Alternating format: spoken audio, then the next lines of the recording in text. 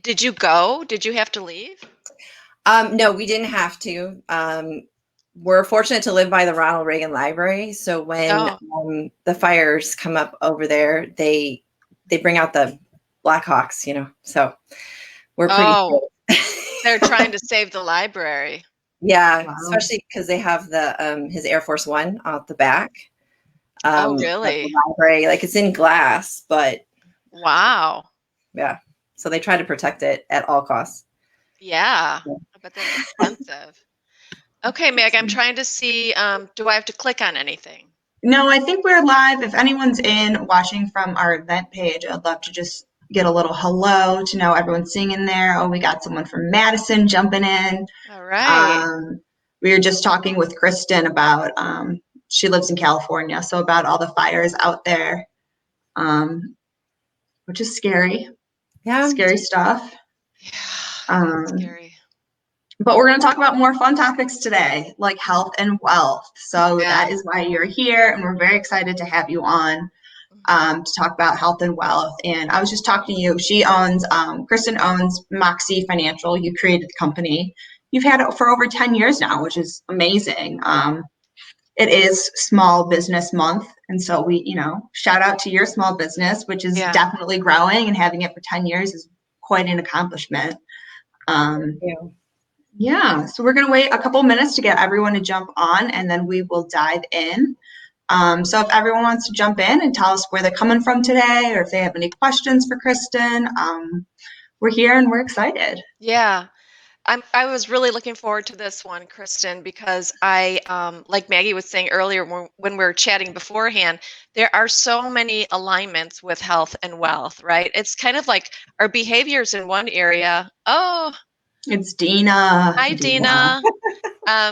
Our behaviors in one area really always reflect the behaviors in other areas of our lives, right? If we're taking care of things or not. So I think also it's about being conscious, right? About your choices every day. So yeah, it's just such a cool alignment when you really think about it and all of the things that you do. Oh, San Francisco, we have another California there. Yeah, getting So California glad. all up in here. Yep. Cool. I I get to say good morning to them and good afternoon to everybody else. Yeah, know, I always forget that's you're in the right. morning. That's right. Yeah, well, we're nationwide now, and as people know, as women know, pursestrings.co, we are built so that we provide free online tools and resources women can use at any point in time. We're all online, and what our mission is to ensure women have these free tools and resources so that they can make the right financial decisions for themselves and for their families. Too often, women have felt overlooked or underserved by lots of financial institutions, and Purse Strings is here to stop all that. We've not only provided free tools and resources, we've also curated a list of top tier financial professionals like Kristen, who we call our Purse Strings approved professionals. And oftentimes over the life of women, they have to make lots of different financial decisions. So we have realtors, lenders, we have PNC agents, attorneys, we have what else, Mags? We got Social Security experts, we got college prep people, we We have have long-term financial care planners. experts, We got it long-term all. You care. need it, we got it. Yeah, in fact, we're growing so much that on our website now we've created categories so that you have a drop down and you can look specifically for a category and what you're looking for. So we're excited about that. And we want women to use Purse Strings approved professionals because we know those professionals will be the ones who will serve them the way they want to be served, right? They're going to ask them what they need, talk to them, look them in the eye, ask them about their lives, really be part of their financial team. Because it's not just one person that you need in your life financially, you really need a financial team because any point in time, you're going to have to either talk with an attorney or make an investment or make some decisions around a 401k or anything like that, maybe make life insurance decisions. At any point in time, we've got you covered. So that's pursestrings.co. We're here for all women to be financially fearless. And then let me give a little intro to Kristen, and then we can get started. So Kristen's passion is to help others balance their health, wealth, and self. We can only control what we eat, how active we are, and what we are spending, especially in a world with so much uncertainty. Building self-confidence in what we can control empowers us to see opportunities otherwise often overlooked during our daily lives. No question is ever too insignificant, and planning is not about how much money we have saved in retirement.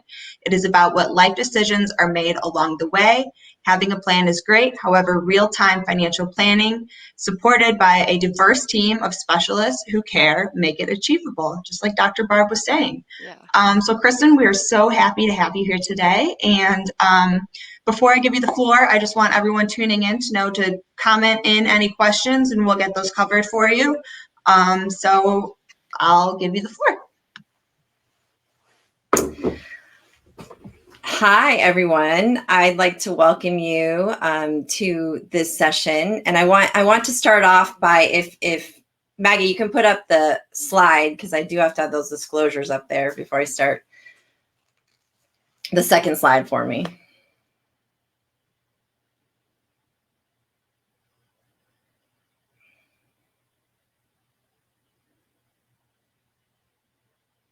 Okay, so you can put up there for 2 seconds, and then I'll get to the next slide in a minute. Go back to the first slide for me. Okay, so I just want to start the conversation today by letting you know that I am not a health expert or claim to be a fitness expert. The topic today is based on my own experience with clients over the last 10 years. I've dedicated myself and into helping women who are going through different stages in life. And so this is a correlation or alignment that I had been seeing over and over and over again as I worked with these women and couples. It kept jumping out at me. I was like, hey, I need to really kind of dig deeper into this topic, because it's just showing up everywhere. And so then I started my own personal journey with health, and I already focus on wealth because of what I do for a living. And I started to interview individuals experts in that area. And I started to put together that these two topics together align. The same approach that a fitness trainer uses with their client or a nutritionist is similar to the approach I use with somebody when I'm helping them plan for their wealth. So then I came up with this concept of, if we add the two together and we put the right people together, could we affect success and progress by putting these people together, using those approaches and complementing each other in our profession? So hence the title, Why Health and Wealth Equal Perfect Sense. So Maggie, if you can go to that word slide, that would be helpful. I wanted to have some visuals for you because it's a big topic. And so the first slide here talks about what health and wealth have in common. So the first thing I did was I started to look at words that are used in both areas. And so if you see there, self is really big because it has to do with yourself usually in both areas. And you're the only one that can affect that change. And so you'll see on there personalization, resources, consistency, paying attention, confidence, accountability, positive, and commitment are all things that we talk about when we're trying to work through these types of goals around health and wealth. So they do align in a lot of those areas. So if you can go to the next slide, Maggie. So the other thing I started to look at was, how do we keep it simple enough? Because these two areas people innately avoid, or can be fearful of it, or just don't want to pay attention. And so I started to look at balance and what do we actually personally have control of. And it was interesting because I started with that life balance wheel that you see a lot of times when you're working with coaches, where you're trying to affect balance in all of those areas. And the goal is to have a perfect circle running through all those sections, which there's a lot of things that influence, your career, There's a lot of things that influence family dynamics that you don't have any control over. There's no way you can have a control over. These are disruptors, and you can't have complete control of those areas. So it's really hard to balance them all at the same time, almost impossible, especially now with the world how it is today. So on the right side, I looked at food, fitness, and finance, which we can control what we spend. We can control what we eat and how we eat, and we can control how much we move, which interestingly enough, in this pandemic, we were all put to the test. We were all put to the test because all of a sudden, everybody was on the same plane and couldn't do the normal things. They couldn't go to the gym. They had to come up with creative ways of moving. And, you know, their spending also changed because they weren't spending on things, but they had expenses in other areas. So we can control these things. And the concept is, how can we pay attention enough to each one of those areas to affect a balance or to reach a common goal down the road. And that's where this whole process of me exploring and looking at how these things intersect began. So if you can go to the next visual. So these aren't all the obstacles that they have in common, but I just gave you a taste of when you're looking at health, people can be fearful of going to the doctor. Just like when you're looking at wealth, you can become easily overwhelmed with the topics because it's pretty foreign to most people unless you're in the field like I am. The second is in health, you know, one of the excuses or things, obstacles is you're too busy to take the time. With wealth, it's straight up avoidance because it's something that you know you need to pay attention to, but it's not comfortable. And so you'll just avoid it and until something happens where you have to pay attention. In health, you see anxiety. People could eat due to anxiety. Wealth, on the other side, they spend because it's an impulsive. There's an impulse there to do that. There's all kinds of reasons behind that, why people do this, why they have anxiety, but you can see there's similar obstacles to overcome. And then the last thing I have on there is lack of knowledge and lack of confidence. So those are interchangeable, but the lack of knowledge and lack of confidence, you know, when I start working with clients in the financial sense and try to build their self-confidence, those things are easily overcome because if you have a trusted professional or a team of professionals, they can help you get through that. But the other things above the list, those are things that you have to overcome by making it more of a positive relationship with these two things. So you can go to the next slide. So habits. Habits are interesting. The 10 years that I've been working with clients and couples on affecting change and progress and setting goals, I mean, habits always get in the way and they seem to evolve over time. Habits that begin or form when you're a child can carry through your adulthood and they can morph.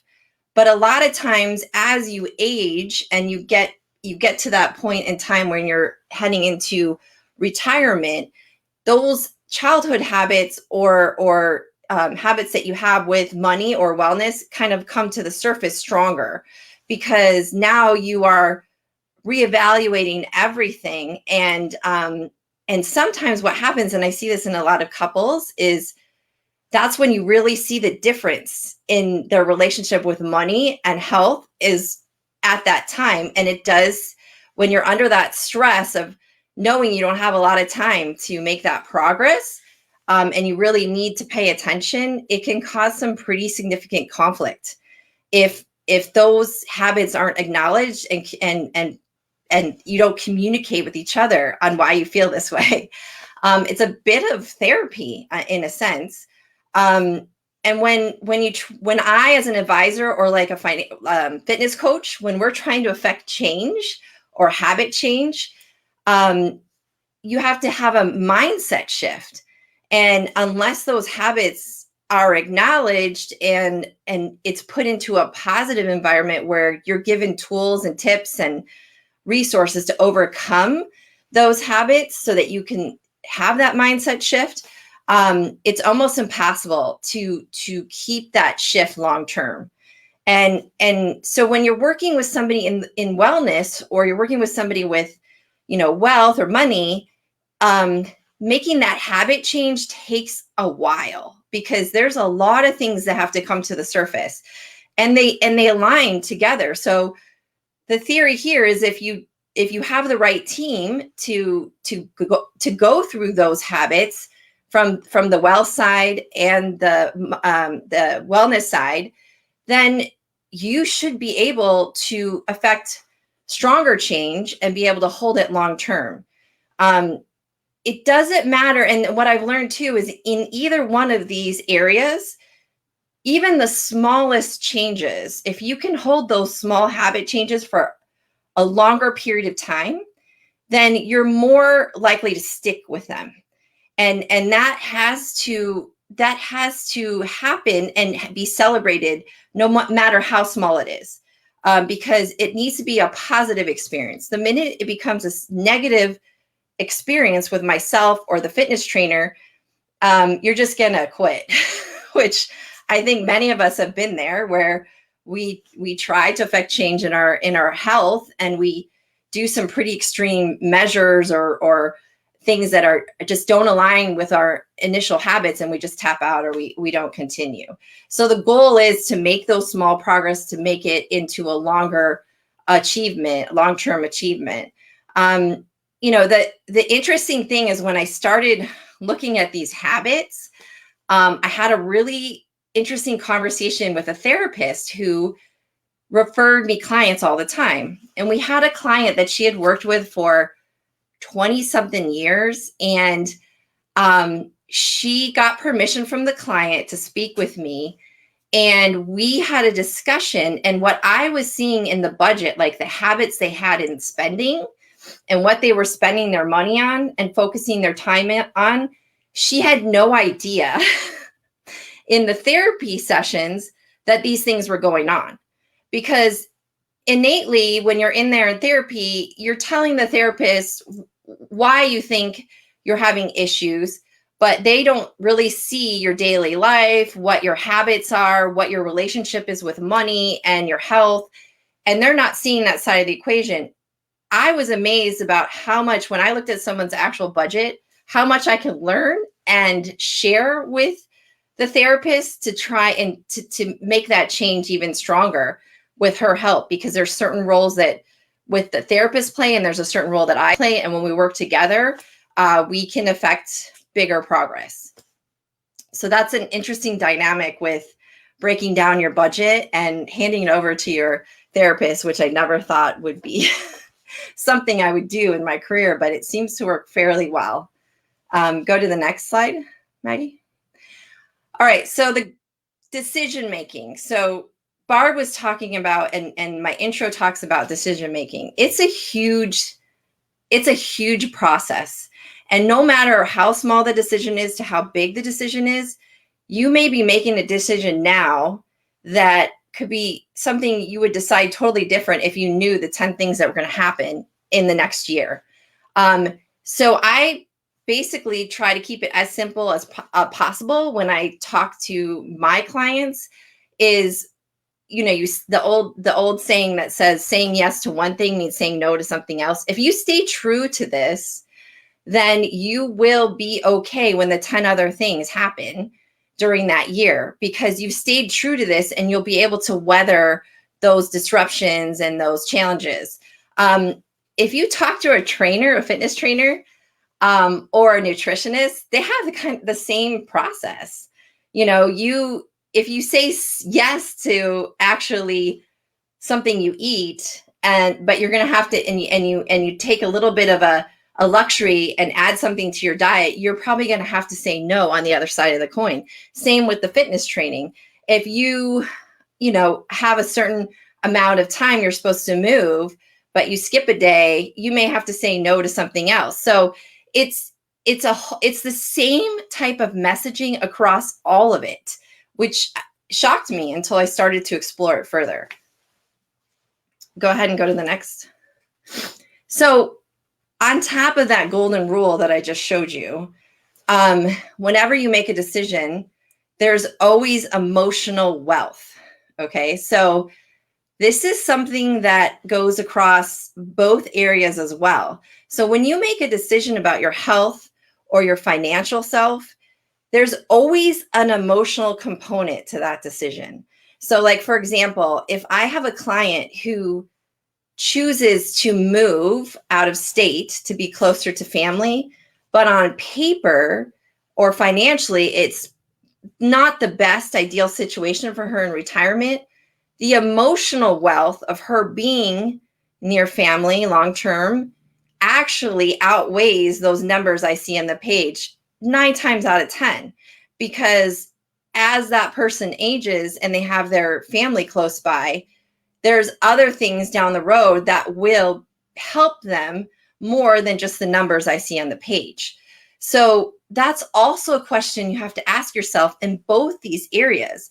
If you choose to spend something on a higher dollar ticket item, you have to also evaluate the emotional wealth you're gaining from that and decide whether it's worth it or not. I mean, I studied under a behavioral finance 101 professor, and he always told me the example he gave me is if you go to Vegas and you lose money gambling, no matter how small it is, it'll always stay with you for a longer period of time because you had a loss. And then if you had a win, if you won $1,000 on the gambling table and you go and you buy a luxury item right in that spot, that exuberance or that pleasure that you get is it's very short lived. And so the emotional component and the emotional wealth about really looking at your happiness if you make this choice will a lot of times change your mind on whether you should make that decision, whether it's worth it. And so that is also what, when you're doing the fitness journey and the nutrition, the coaches are always talking about that. What are you getting from this? How do you feel? When you eat certain foods, how do you feel? There's always an emotional component to it. So I was surprised how they lined up. And I mean, the ultimate goal is your happiness.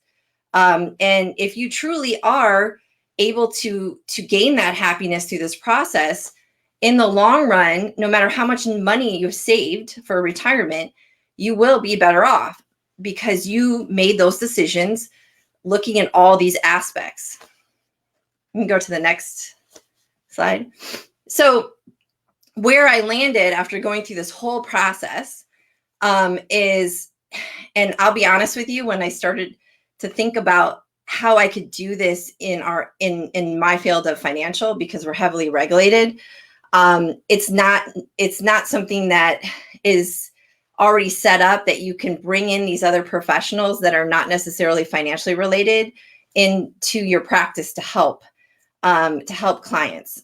So about a year before COVID, I went on this mission to figure out how I could do this and how I could add these team members into with the way that I work with clients, and we could complement each other and come up with a 60-day and a 90-day program, which aligns both health and wealth together. So the program isn't supposed to affect like significant weight loss or anything like that, but it's a mind shift or a habit change. It's working with these professionals to get you into a place where you're going to carry out these things long term, and you have the tools and the resources. The interesting thing is, now that we just came out of this pandemic, there's so much accessibility in the fitness area. Everything is virtual. So, and it's at a very low price point. I mean, there's so many resources coming out that I'm excited about using those resources to complement this program to really make it easier and make it simple for people to focus on these three things without getting into that place of avoidance or quitting when because they can't make progress.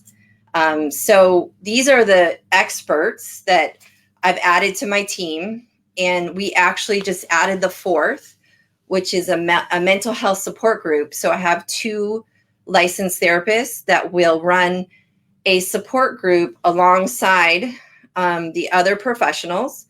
And so we will have that support for people who choose that they need to have that type of support to affect more change and mind shift. So this is what we've been working on.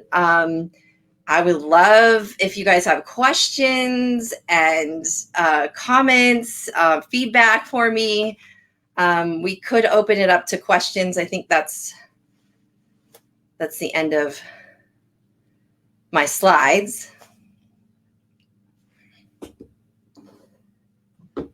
Kristen, that was great. And so much of that makes so much sense of, how all these things are so intertwined. Our whole life is intertwined. It's not just these different pieces, randomly there. Let me see what questions we have coming in. More than welcome anyone to submit any questions you have. And so one of my questions is, let me take this down. One of my questions is, as somebody works with you, what does that process kind of look like? Are they always in all 4 of these sectors, or can they kind of pick and choose what they're looking for, or how does that kind of work? So we started looking at like the a la carte approach where they could pick and choose. And then when I talked to the team and we did more brainstorming on it, we all landed on the fact that we need to have like a kickstart group, which is 60 days, and then a level 2 group, which is a 90-day program. And then we could move into that a la carte program. But the first part of the 60 days is basically creating your foundation, learning how to work with the professionals. But one of the key things that was so interesting was that this challenge of habit change was actually talking with the fitness trainer and the nutritionist specialist and the therapist. How do we organize this program so that it doesn't become overwhelming? Because if you think about it, if you have me virtually working with you on budget and cash flow, and then at the same time the trainer is trying to get you to move and eat healthier, you probably would not be a happy person, and you would want to stop because it's overwhelming. So we came in with, okay, so the first part of the 60 days is just about the financial advisor helping the person organize what they have, understand what they have, and set some goals. Then the trainer and the nutritionist will be doing a lot of education, basics, building confidence in those areas. And then when we get to the level 2 program, the financial side is intensified a bit. There's more planning. I will have the fitness trainer still has 60 days and the nutritionist still has 60 days in there, but I have an actual 30-day window to work with them on the financial side and actually making a plan and making how they're going to implement these goals. And so, but we don't do it all at the same time. So I try to do my stuff on the front end or the back end and give the trainers and the nutrition people the bulk of the time in the middle to really work with them on habit change and mind shift. Because if we're all doing it at the same time, like I said, it would just cause a shutdown. I think that's right. Exactly. And I love how you were mentioning that, you have to do these small, reasonable things and really appreciate those successes. We can be so hard on ourselves when it's like, oh, we blew it, and it's terrible, but it's like, okay, yeah, I had a bad day. Yeah. Let's keep going. It's so important to do that, which I love how you brought that up. Right. And I think when I talk to other women, especially ones that have gone through life transitions, whether it be a divorce or widowed, it's such a shift in their lives that, they don't want to be judged at all. Right. They want to be celebrated. And that's the cool thing about working with the fitness trainer and the other professionals is they know how hard it is to make habit changes. If you're a financial advisor like me that works on budgeting cash flow, not all of us do that. It is time consuming. You really have to dig in deep to help the client and affect that change. But it is the most rewarding, just like the trainers will tell you, when they get a client who struggled in the beginning and starts to move more and feels better, and, goes to the doctor for the first time and doesn't have, a bad, the blood test, it is the most rewarding thing. And sometimes it's very little changes that they have to make. And it's interesting because I had a client recently where it'll be interesting to see what happens out of the pandemic, because I've been working with clients on budget and cash flow for, prior to the pandemic, right? We had a whole 6 months together. Then the pandemic happened, and those clients who had already made some of that mind shift, they really pushed it forward, the agenda, in the pandemic, because they couldn't, they didn't have to spend their money. And I've had some clients who we thought it was going to take 18 months to pay down debt, and it's taken half the time to get them to their goals.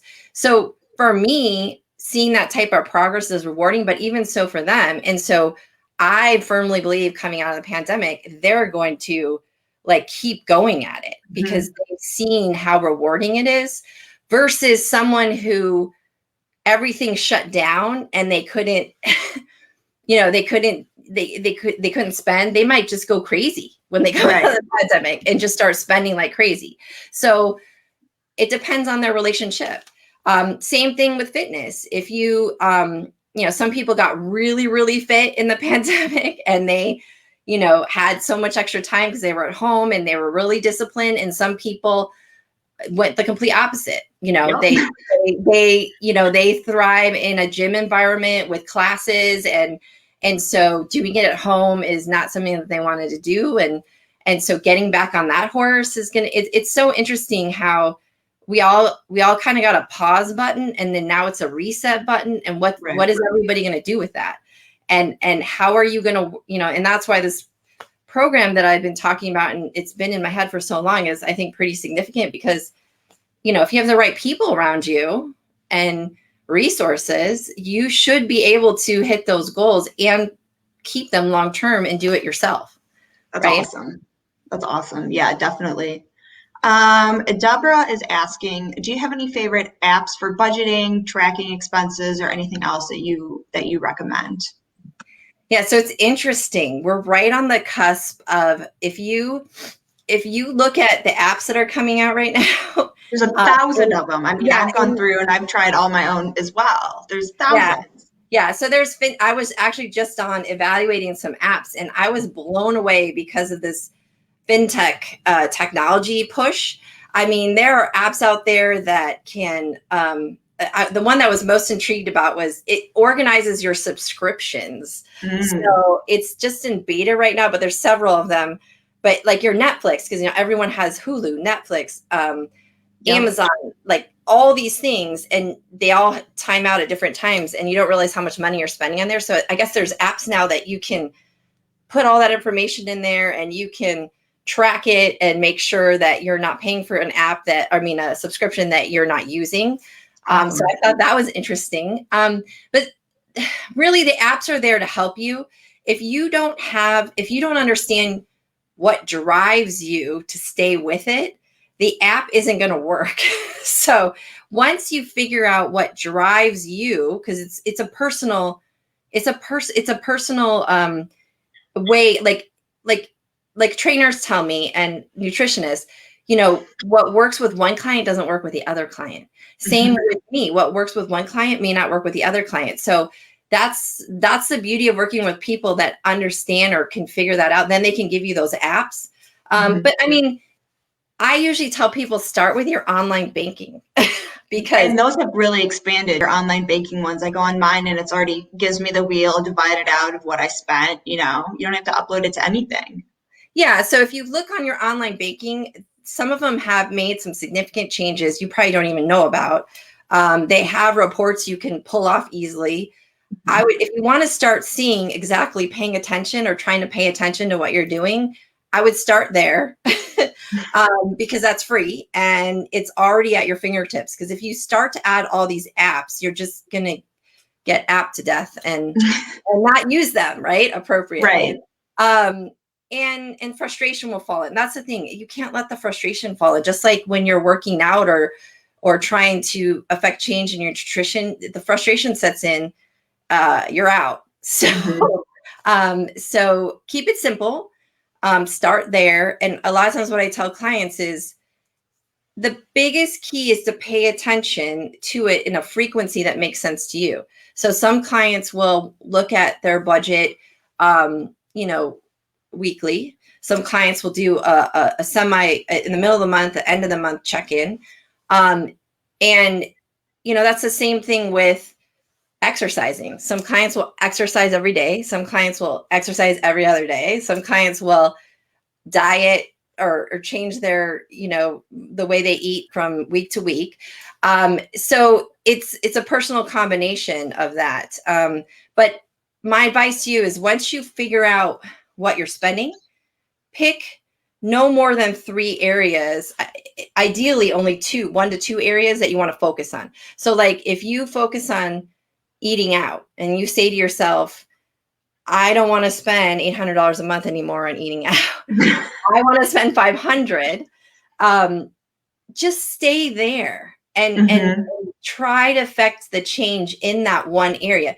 It's so interesting to me is because once you see success in that one area, then you start asking yourself, when you go to make those decisions to go out, you're like, oh, really? Can I do that? Or should I not go out tonight? And then it bleeds into other areas of your mindset. Like then you start to think when your friend calls you up to go on a weekend trip, oh, was I under budget in eating out? If I was, and in this other area, I could actually say yes to that trip, or I can't. That's that whole concept of for every yes, there's a no right around the corner. But once you start having that positive relationship with your budget, which is usually a bad word,